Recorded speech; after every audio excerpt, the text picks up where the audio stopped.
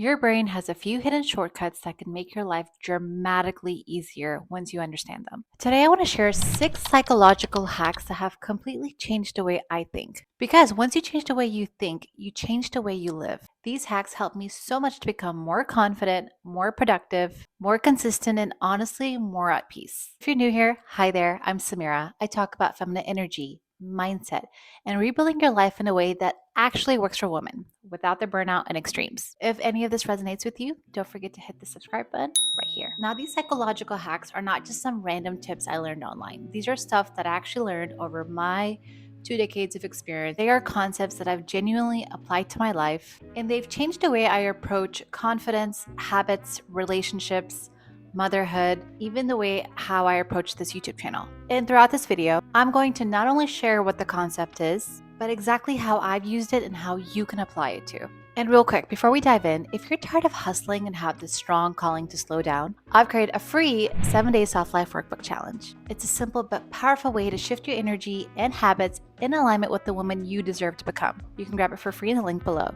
And I'm also working on a new guided workbook that helps you strategically reset and rebuild your life. I've already created a waitlist, and that's also in a link down below. Be sure to join that list so you can be the first one to know when it's launched. Okay, let's dive in. What is psychological hack number 1? If I could only teach one psychological concept for the rest of my life, I think it would be this one. And this is your self-concept. Now, the word self-concept is a general term for how someone thinks, evaluates, and perceives themselves. To be aware of oneself is to have a concept of oneself. It's formed through experiences, interactions, and reflections, and it plays a very important role in one's behavior, emotions, and relationships. Now, the perfect self-concept is different for everyone. While a healthy self-concept promotes well-being, a negative one can set up a lot of challenges for you. The perfect self-concept is not one size fits all. For example, if you perceive yourself as someone that cannot make $1,000,000, you will not be able to manifest that and hold that in your energetic field. Now, this is one that I actually cringe when I hear it because, like I said, I believe in this whole concept so much, is when someone says that they have bad luck. When you believe that you have bad luck, that will be your reality. You will attract bad luck. But on the other hand, if you perceive yourself as someone very lucky, very blessed, very abundant, believing that everything always works out for you, you will see that in your reality as well. Now, working on your self-concept can be a little confronting, but there's a fun part to fantasize about your highest self in your dream life. It's really fun. Another example of a negative self-concept that I see with a lot of women is saying that they're bad with money. And because of that, once they believe it, they can never save, they can never budget, they can never earn more, they can never attract more money in their life, just because they've told everyone and themselves energetically and just subconsciously, they're just putting out the signal that, hey, I'm not good with money, so I don't deserve it. So, how can we work on this self concept? First, get very clear on the self concept that you have in this very moment. How would you describe yourself? And how is your life now? Are things working out for you? Are there challenges coming left and right? Is it stagnant? What is currently going on in your life right now? The next step is to describe your highest self. Imagine yourself as that woman that has everything that you desire. What do your habits look like? What is your dream life? So once you have that down, I want you to make a plan. Literally write out what changes you have to make in your life in order for you to attain the highest version of yourself. And this will help you manifest your dream life. Now, this whole practice is to help you let go of all limiting beliefs and implementing new positive ones that align with your perfect self-concept. Remember, there is no right and wrong in this. Just find out what works for you, whether it's journaling, visualizing, meditating, using subliminals. Make it a fun routine that you can incorporate in your day-to-day life. And seriously, watch it become your new reality. And always remember, take aligned actions. Ask yourself, what would my highest self do? One thing that really helped me reinforce my self-concept is surrounding myself with reminders of the kind of woman that I desire to be. Whether this can look like making a vision board for yourself, like a actual little vision board where you print out pictures and put in a poster. You can make a vision board and you can just put it on, by your bedside so that you see it every day. You can put post-it notes as affirmations on your bathroom mirror so that whenever you brush your teeth, you read the affirmations and remind yourself the self-concept that you desire. Something else that you could do is that you can create a board on Pinterest and then create a widget on your home screen so that every time you unlock your phone, there's a new image pop up from your Pinterest board that has an image of has a version of the kind of woman that you want to be, whether this is being pregnant or being rich or boarding a jet. I've seen pictures like that. You can add that to your vision board on Pinterest and it'll pop up on your home screen. So, a simple action that I want you to take away to reinforce your self concept is that I want you to stop asking yourself, what do I need to do? And start asking yourself this question: who is the woman that naturally does this effortlessly? And once you start thinking about that woman, you will start showing up as her. One way of updating my self concept is that I wanted to become healthier, the hottest, fittest version of myself. And I would be like, okay, what type of woman that is the hottest, fittest, most toned version of herself? What does she do? That she prioritizes her sleep. I know for sure that she doesn't drink sugary drinks all day. She has water, that she prioritizes her protein, and she may go as far as, weighing the protein so that she first gets into the habit of it. So thinking of what that person would do, or even watching videos of women that have that ideal body or that lifestyle that I want, I look at what they do and I start noting down of that. So once I start paying attention to that, I can start reinforcing my self concept of being that type of person, identifying as that type of person, which will eventually help me start doing the things I need to do to show up as my highest version of myself. Life hack number 2: detachment. Detachment is one of the most freeing psychological concepts I have learned. A lot of people think detachment means not caring, becoming cold, numbing out, or pretending you don't have feelings, but that is not exactly what it means. Detachment simply means allowing yourself to care deeply about something without making your happiness and self-worth dependent on one single outcome. Why is learning about detachment such a life hack? So many of us unknowingly attach our peace to things that are not in our control. We tell ourselves that I'll finally be happy when I get that job. I'll finally relax when they text me back.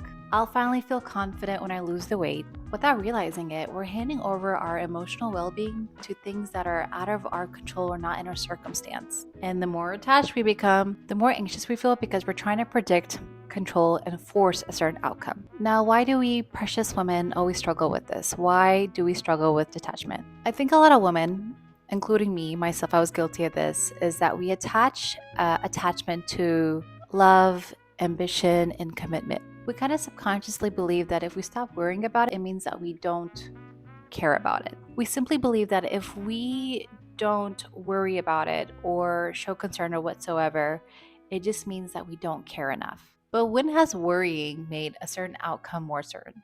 Come on, let's be real. When has worrying ever helped us? And honestly, it just makes the waiting heavier.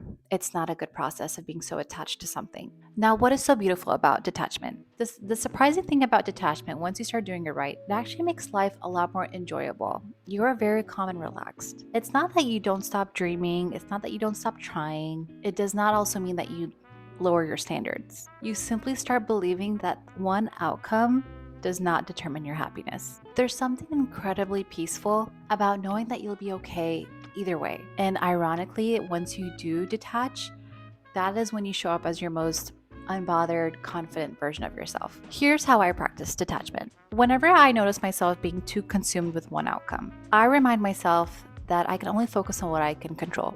Whether it's YouTube, motherhood, relationships, or a goal that I'm working towards, I just focus on showing up fully, doing my part, which I have total control over, and then letting go. I start trusting that whatever is meant for me will work out that way. And whatever I do get from this, I know that it wasn't required to sacrifice my peace to receive it. Now, here's one way you can try detachment. Think of one situation in your life where you're carrying a lot of emotional weight. Now ask yourself this: if I truly believe that everything would work out as it should, how would I show up today? Start becoming that version now, instead of waiting for a certain outcome to give you permission. The goal essentially is to act in accordance of trusting yourself that you're not going to disturb your peace, your happiness on how things play out. Like I said, start becoming that version that has it all right now. Life hack number 3. Now, this is one of life's biggest psychological cheat codes that I've learned, and it works so well.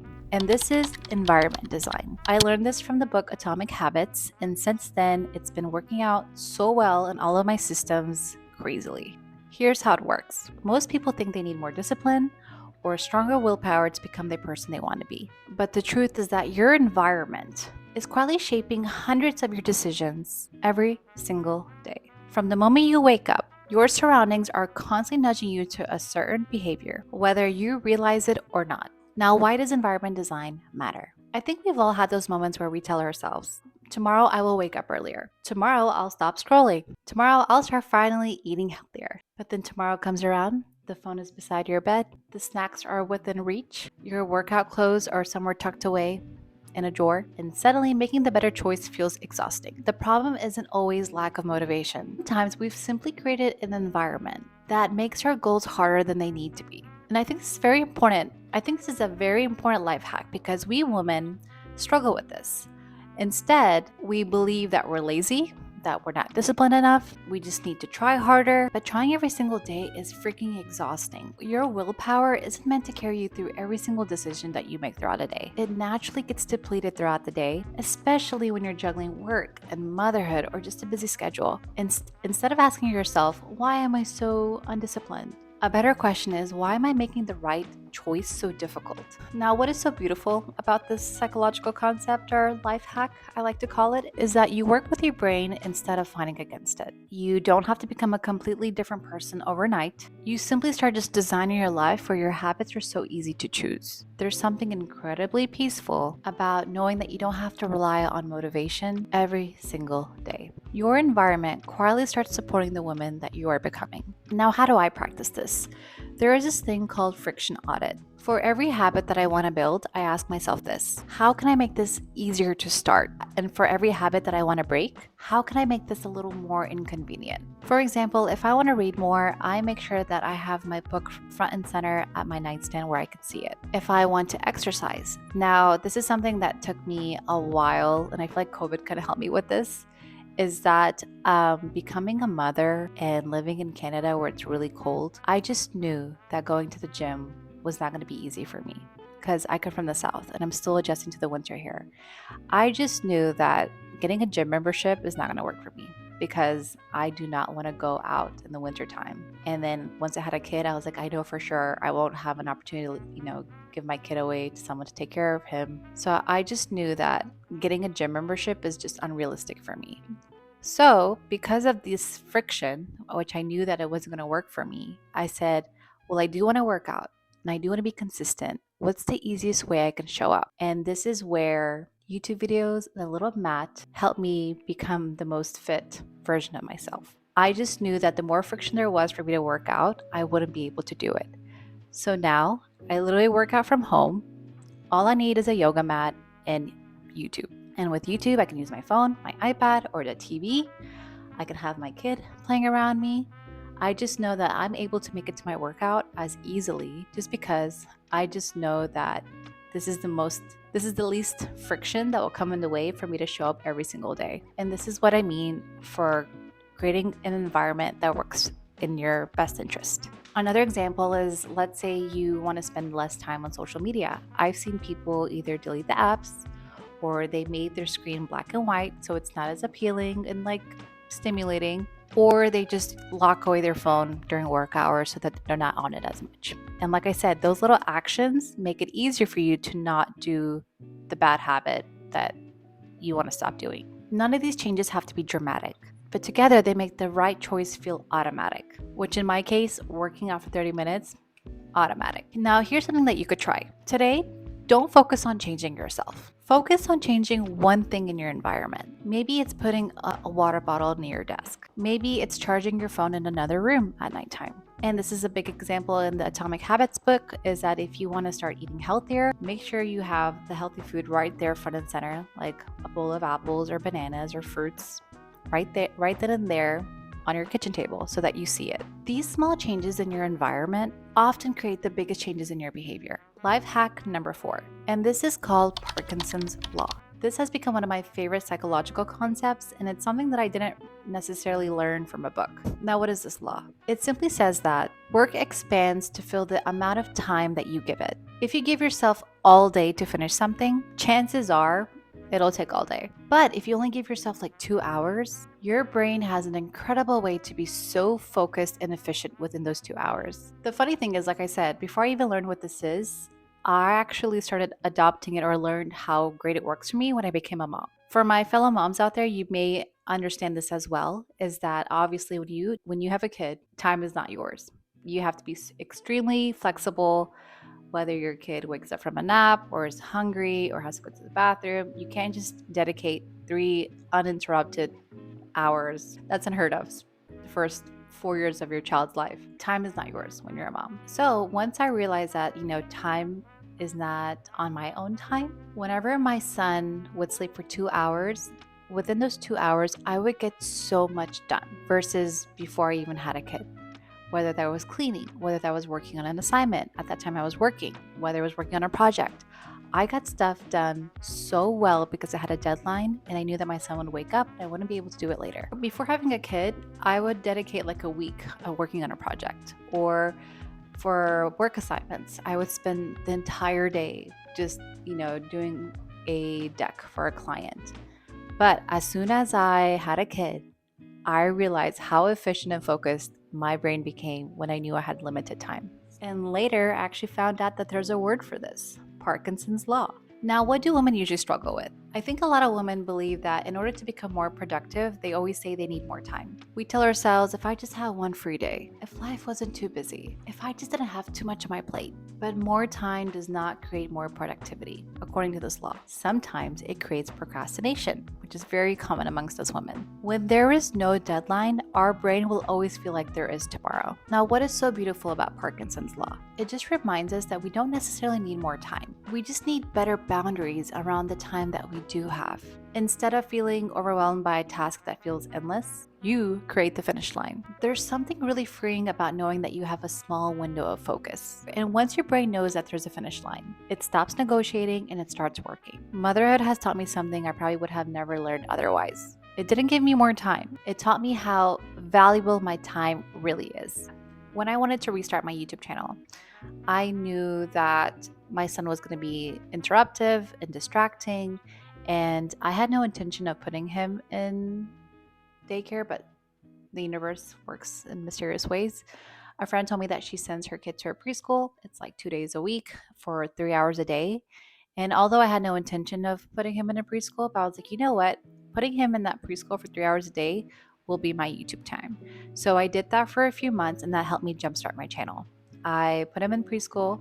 I would literally take him, drop him off, and then go straight to the library, no distractions, and get so much done, whether it was researching and scripting and, coming up with thumbnails and ideas. I got so much done in that 3 hours of time that I probably would have never done if I had no son, if I didn't have that dedicated 3 hours of time. So I'm telling you, this Parkinson's Law is a life hack, and I want you to incorporate it. And if you don't have kids, give yourself a deadline. Your brain will start helping you be more focused. Something else which helps a lot is that, let's say I'm feeling lazy and I don't want to clean the house. I set an alarm and I try to do as much as you can in 30 minutes, Miriam. Just don't overdo it. You have 30 minutes, try to clean as much as you can. And within those 30 minutes, I have done a deep clean, surprisingly, just by setting the alarm. If you just give yourself 30 minutes, you're like, wow, that wasn't that much time. But like I said, because you're trying to do compact and just like stop thinking and actually do within those 30 minutes, I kill it every time. This is such a life hack.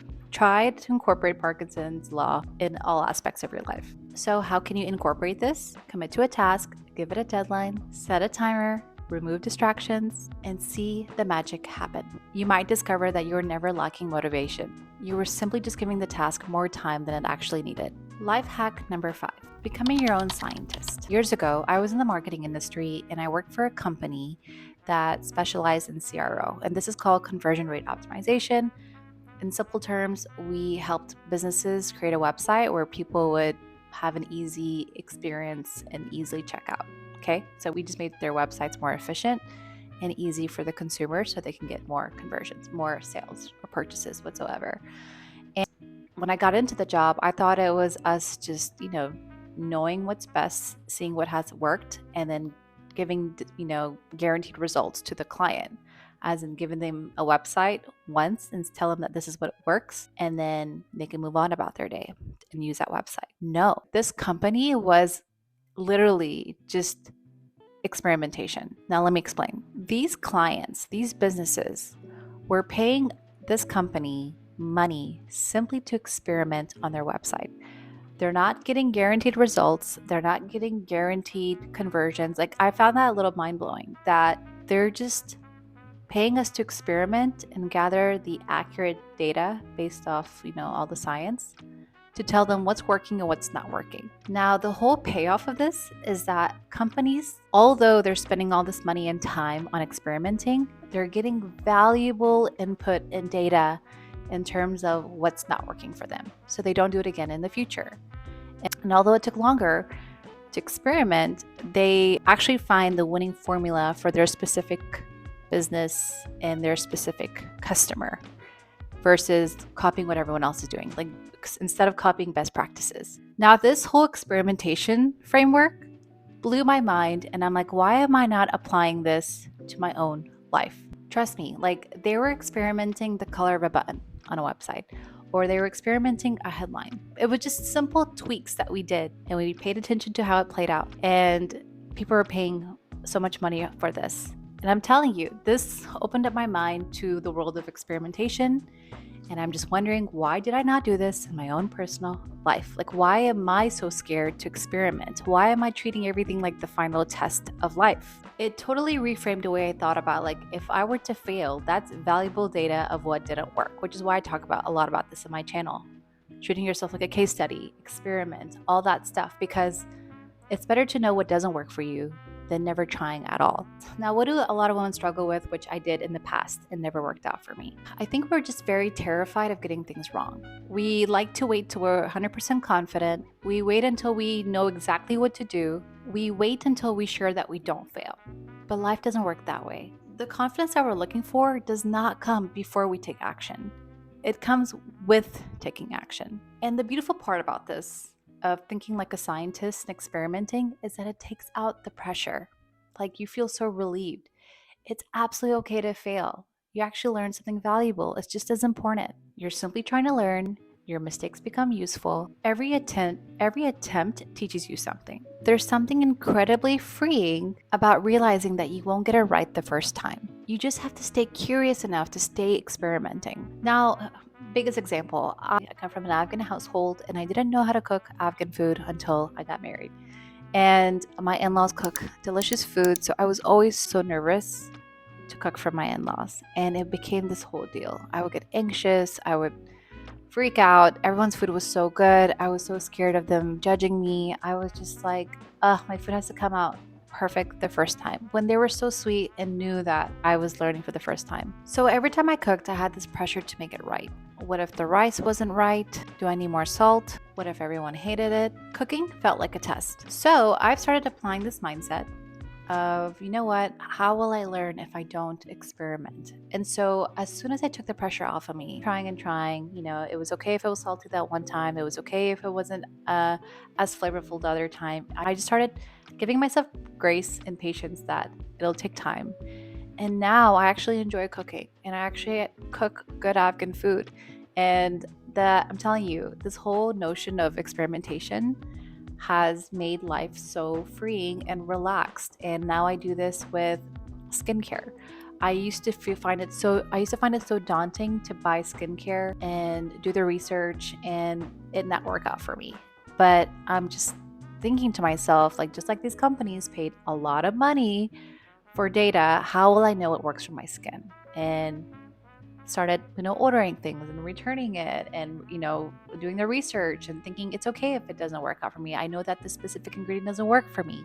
I'm telling you, this whole experimentation framework or psychological concept has made me become more productive, more confident, and I enjoy learning now. Now I enjoy new things. Now I enjoy attempting new things. And I find myself taking more action simply because of the fact that I'm experimenting and I'm getting the data. Even with my YouTube channel, how would I have known with my first video what my audience likes? Like, how would I have known until I start posting a good 20 videos, see what videos did well, and I'm like, okay, like my audience actually likes this topic. They actually like when I get to the point. Like once you start paying attention to that, that's when I just started improving time over time. And I wouldn't have been able to do this if I was trying to perfect the first video. Now, how can you apply this to your own life? Where in your life have you thought about waiting till you feel 100% ready. So instead of asking yourself, what if I fail? Ask yourself, what is one thing I can experiment with this week? Maybe it's trying a new workout, posting your first video, cooking a new recipe, starting a conversation. Whatever it is, don't judge the outcome, collect the data, learn and pivot. Because every experiment brings you one step closer to discovering what actually works for you. Okay, last hack that will change your life. This is probably the most hopeful concept on this list, and this is called the compound effect. What is the compound effect? It is this idea that these small actions, repeatedly, consistently over time, create results that eventually become impossible to ignore. Here's what a lot of people Here's what a lot of people mistakenly do. A lot of people overestimate how much they can do in a month, but completely underestimate how much they can do in a year. The little things matter far more than you realize. Now, I'm guilty of this, but when we want to make change or expect change, we want it to be big and exciting. We always imagine that we're going to have this one big breakthrough moment and everything clicks. But a real transformation is so quiet and slower than that. It's built through very ordinary daily decisions that don't feel life-changing in that moment. What does that look like? Going for one walk, praying one time, reading one page of a book, eating one healthy meal. On their own, they don't seem significant whatsoever, but quietly, consistently, they build an entirely different life. Now, this has always happened to me, and I know a lot of people do this too, but a lot of people quit during this phase. They quit during what I like to call the invisible phase. The phase where you keep showing up, but you don't see any results. You see nothing. This can look like you're working out consistently, eating healthy, you're in a calorie deficit, and you keep checking the scale and you don't see any of it move. Or you could be posting videos left and right on your YouTube channel and you don't get any engagement, clicks, growth, subscriber whatsoever. Or you're trying to pray consistently and you're still waiting when your prayers are going to get accepted. Because if we don't see immediate results, which I'm the queen of, by the way, there was a time where I had to see immediate results. We assume that what we're doing is not working. But here's the thing I want you to learn. Just because the results are invisible does not mean the progress is. Here is what's so beautiful about the compound effect and why I think it's a life hack. Now, it's not about changing results. It's about changing you. Psychologically, every time you show up to something that was once difficult, your brain starts learning to adapt. That thing that once required so much effort starts to feel normal. Day 1 of working out, it feels really hard, but day 50, it's very easy to do, right? Day 1 of filming, it feels intimidating. You feel weird being on camera. But once you post 50 videos, filming is very easy. Drinking black coffee, the first day you're like, ugh, this is disgusting. How do people do it? But after drinking 50 cups of black coffee, you're like, I cannot go back. But the thing I want you to learn about the compound effect is that every time you return to that habit, you are teaching your brain that this is who I am now. And every single time you keep a promise to yourself, you build a little bit more credibility with yourself. That is where real confidence comes from. Not from thinking positively, but proving to yourself that you can trust yourself. When I started YouTube, or once I came back for the third time, I made a promise that I was not going to judge my results based on one video. I committed to filming 20 videos before evaluating anything. And that completely changed my mindset. Because instead of obsessing over views and what I get out, like the results of each video, I literally just focused on showing up, just repeatedly doing the same thing over and over again. And you think I'm just, wasting time. I'm posting 20 videos without actually making a change or paying attention to how each video performs. That was the old me. However, during those 20 videos that I was filming, after that commitment, something really interesting happened. But just by doing that practice, something really interesting happened. I became better at speaking on camera. I became a better communicator. I can now edit easily. I get faster every single time I edit my video. Setting up my camera and microphone and having everything charged became like second nature at this point. And talking to a lens right now feels less awkward. And none of those things happened because I was talented. No, it was what I did repeatedly by just simply showing up every single day. And that is the compound effect. I repeated something long enough that my brain adapted. I told my brain this is who I am now. And this is how habits work. Once you start doing the thing over and over again without seeing results, the invisible phase, I'm telling you, the results will come pouring in after. Some other examples of how the compound effect changed my life. I remember I was on this health journey and I was telling myself how drinking coffee every day with milk and cream adds up. Like it's something I drink every day. And if I want to start counting calories and being in a calorie deficit, this is a lot of calories I don't want to consume every single day. So I challenged myself to do 30 days of just black coffee. And I did this back in 2018. So this is like over 8 years ago. And just by doing that simple challenge, and it was a challenge, it was very difficult. I hated it. I hated the taste of black coffee. By challenging myself in the first 30 days, slowly and surely, my brain started to adapt and actually really enjoy black coffee. Now I drink black coffee all the time. It's actually what I prefer. I see people's reactions and it makes me laugh because I used to be the same way. I was like, how can people do this? But because I've challenged myself to do that, look at the compound effect of me doing this. I now enjoy black coffee. I don't feel guilty about it because I'm adding cream and sugar to it. It helps with my digestion. I would still be sleepy and tired, but now that I just drink black, I find myself being more alert. I just by simply, committing to this habit, am saving myself from a lot of excessive calories, and I can actually allocate those calories toward more nutritious foods. So think about it. I did this commitment 2018. It's 2026 now, and I've gotten immense amount of positive results from this simple habit. And it's something I don't have to worry about nowadays. I don't feel guilty about drinking a sugary, creamy coffee every day. I actually am getting so much efficiency from it by it actually taking, doing its job of waking me up. So yeah, I'm really happy I made this decision. And this is another example of the compound effect that has, like I said, it's a life hack that has changed my life. Another example, dry brushing. Now I know there's different opinions on this. I see a lot of dermatologists on TikTok saying it's not effective. But I think dry brushing is one of those things that if you do it consistently and you believe that it's going to benefit you in some way. I have seen results from dry brushing only because I've been consistent. I put it where I can see it, right by the shower. I actually enjoy how it feels. It's like a little massage, and then taking a shower afterwards feels so good. And I feel like I'm actually doing something, and it also exfoliates your skin. I find my skin to be a lot softer. Now, I had cellulite on my thighs, and I truly believe that they're less visible because of dry brushing. And I'm actually seeing studies now about how cellulite is not fat, it's actually fascia and all that mechanism behind it. And I truly do believe that it's because I've been doing dry brushing that it has reduced the look of it. Like my legs look so much better. It's a simple habit that I've done consistently, and it has helped so much. And like I said, I see my cellulite reduced on my thighs. This is the power of a compound effect.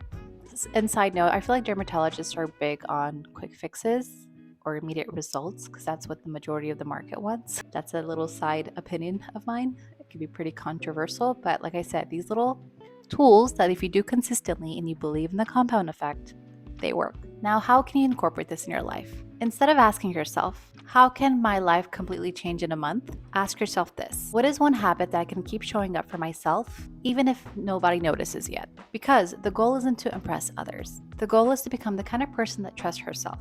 And that trust is built one promise at a time. Alrighty guys, this wraps up my 6 psychological life hacks that have done wonders to my life, and I hope I've done a great job at explaining them to you and you feel inspired to do the same. If you enjoyed this video, please hit the like button and let me know which life hack resonated with you the most in the comments. I love to read them.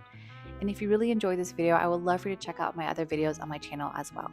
And like I said, I have one digital product for free in the link below that if you have a strong calling for the soft life, this will help you get started.